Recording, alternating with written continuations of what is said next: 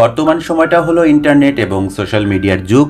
আর এই যুগে এসে আপনি ট্রল বা ট্রল করা কিংবা ট্রলিং এই শব্দগুলো শুনেছেন। ট্রল বলতে আসলে কি বোঝায়? ট্রল বলতে বোঝায় ইন্টারনেটে বা অনলাইনে কোনো ব্যক্তিকে উদ্দেশ্য করে বিরক্ত করা, উত্ত্যক্ত করা, তাকে রাগানো বা হাস্যকর পরিস্থিতি তৈরি করা। অনেকে মজা করার জন্য ট্রল করেন, কিন্তু অনেক সময় এটি বিরক্তিকর এবং খুবই সেন্সিটিভ হয়ে থাকে। একটা সময় ছিল মানুষ শুধুমাত্র সেলিব্রিটি অর্থাৎ নায়ক, নায়িকা, গায়ক, গায়িকা কিংবা খেলোয়াড় তাদেরকে ট্রল করত। তাদের পোশাক আশাক, তাদের স্টাইল, তাদের ফ্যাশন, বিভিন্ন জিনিস নিয়ে মানুষ কটাক্ষ করত, বাজে মন্তব্য করত এবং তুলনা করত। এগুলো আসলে ট্রলিং। কিন্তু এখন সময়টা এমন এসে দাঁড়িয়েছে, সবাই সবাইকে ট্রল করতে ব্যস্ত।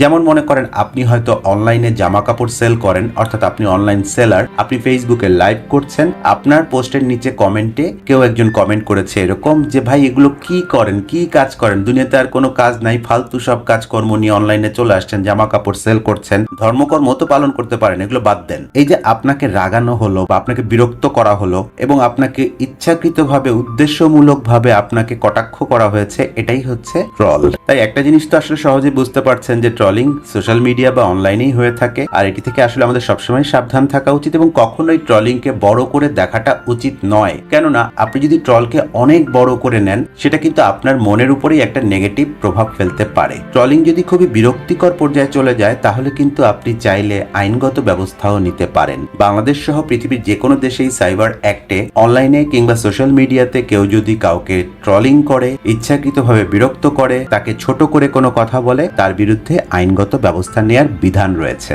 সুতরাং ভালো থাকবেন সবাই, সুস্থ থাকবেন এবং ইন্টারনেটের সুস্থ ব্যবহার নিশ্চিত করবেন।